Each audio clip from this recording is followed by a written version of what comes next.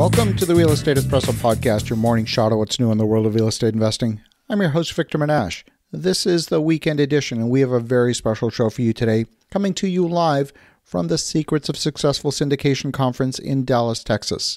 This conference is hosted twice a year by the Real Estate Guys, Robert Helms and Russell Gray from the Real Estate Guys radio show. This is an amazing conference that you will definitely want to attend, held every year in September and March.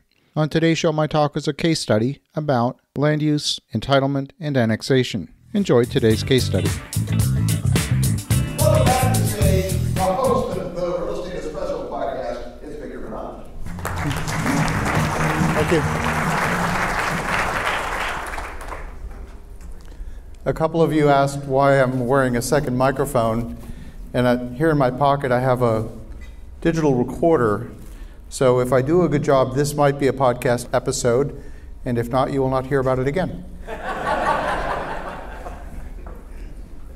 We're going to talk a little bit about land today. The value of land is linked to what you can do to it. That is purely the linkage.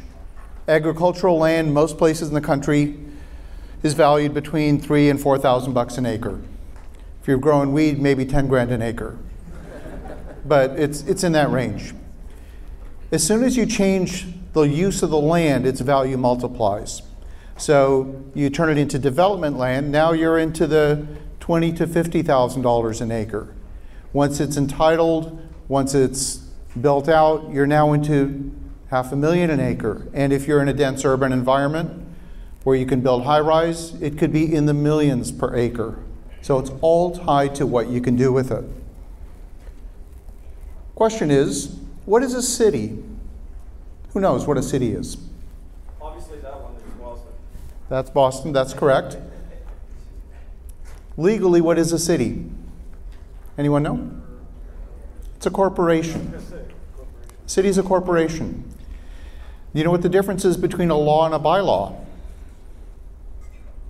A law is constitutionally enshrined. So it's either at the federal level or at the state level. The cities don't exist constitutionally, so they get their power from the state. It's an act of the state legislature that enables you to incorporate an entity, a city, as a corporation. This is America's smallest town. It's Menasce or Menasce, I don't know how to pronounce it. Maybe, does anyone know, are you from there? Population of 1. So you can create a very, very small entity and be incorporated as a municipality. Did you know that in Dallas County, there used to be over 200 municipalities? There's been a lot of consolidation. Today, there's 35 separate municipalities. And that complexity can be a real pain in the you-know-what, or it can also be an opportunity. Now, we talked about buy on the line, move the line before. This is another line.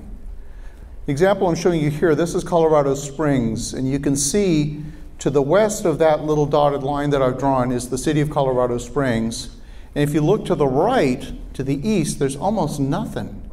And you look at that and you go, wow, that's weird. Why is it that the city developed that way? Well, that little square, or that little circle that you see on the far right-hand side, that's Shriver Air Force Base, Space Command.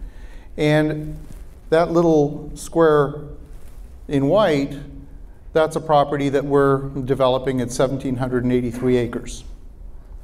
Now, the city of Colorado Springs approached us and said, how would you like to annex into the city? Now, part of the reason that they want us to annex into the city is because they don't want us to form a separate corporation between us and the Air Force Base, because that's actually big enough that you could do a reasonable sized town. So it's a project we're working on. I don't want to go into details because this will eventually be a live deal. But annexation is part of changing the land use. So there's two pieces. There's annexation and then there's entitlement. What can you use the land for? When you're annexed into the city, you get access to things like city services, water, sewer, electricity, roads, all of that infrastructure.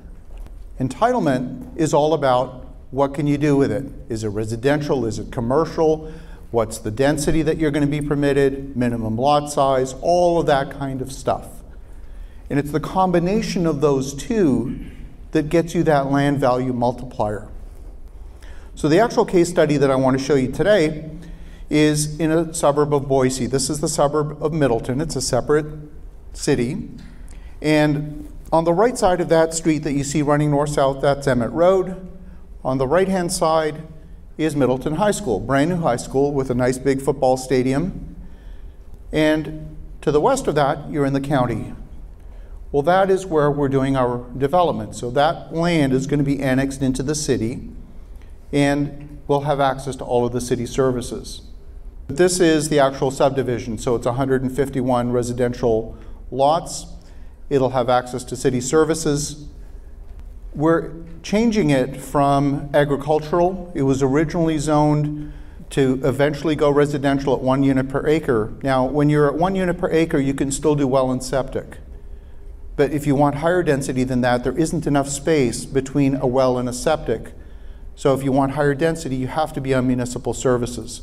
So we're, in this particular case, able to do 3 units per acre with a minimum lot size of 8,000 square feet.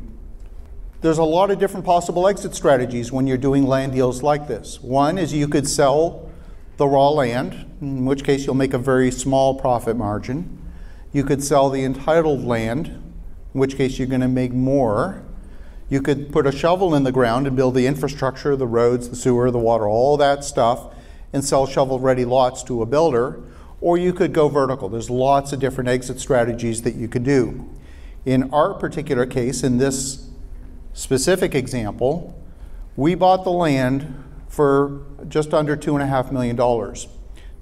But we couldn't actually get the land, so we ended up buying it from a wholesaler, and we paid an exorbitant, and I mean exorbitant, assignment fee, a wholesaler fee of $650,000. We had to really inhale deeply when we wrote that check, I have to tell you, because I've never paid an assignment fee that large. But we became confident that we could actually get a decent exit. And not too long after we had started the process, we engaged with a California builder who wrote a firm contract for $7.8 million on completion of preliminary plat. So 30 days after we get completion of approval from the city for the entitlement, they write us a check, and we don't have to put a single shovel in the ground. And that's just one of the examples of the little stair steps that you can take to get multipliers in land value. It's another one of these buy on the line, move the line strategies. And when you look at these boundaries that exist in municipalities, 35 of them here in Dallas County alone, there's lots of opportunities if you're willing to look at the opportunity through that particular lens. There are some risks. One of the risks is that they might say no. You might get community opposition. You could have technical obstacles like sewer capacity and things like that. But it's important to do some risk mitigation. One of the ways that we do risk mitigation, now, I live in Ottawa, Canada. How does some dude in Ottawa, Canada become an expert in Middleton, Idaho? Well, the way that we do that, every city's city council meeting is usually a matter of public record. And they're lazy, so they put this up on YouTube. Now, there's 80 hours of city council meetings over the last 2 years. I don't want to sit through 80 hours. This one was 4.5 hours. But here's the hack. We use the same technology that we use in podcasting to transcribe a podcast. So we've transcribed all 80 hours into a single Word document. So every single word that was uttered in city council in the last 2 years is fully text searchable. So I can go through that document and search for words like objection or setback or whatever word is important to me at that particular moment in time, and I can get as smart as a local that sat through 80 hours. That's a little hack. Very, very useful. So we can risk mitigate and do these deals that are in different locations. Now, sometimes people ask me, Victor, how do you find deals? And I have to tell you, quite honestly, with all humility, we don't go hunting for deals. So I really can't answer that question. These all come to us. But once you develop a bit of a reputation as someone who can develop syndication, raise capital, and get these deals done, these deals will come to you. And I know you won't believe it, but it's absolutely true. That's all I got.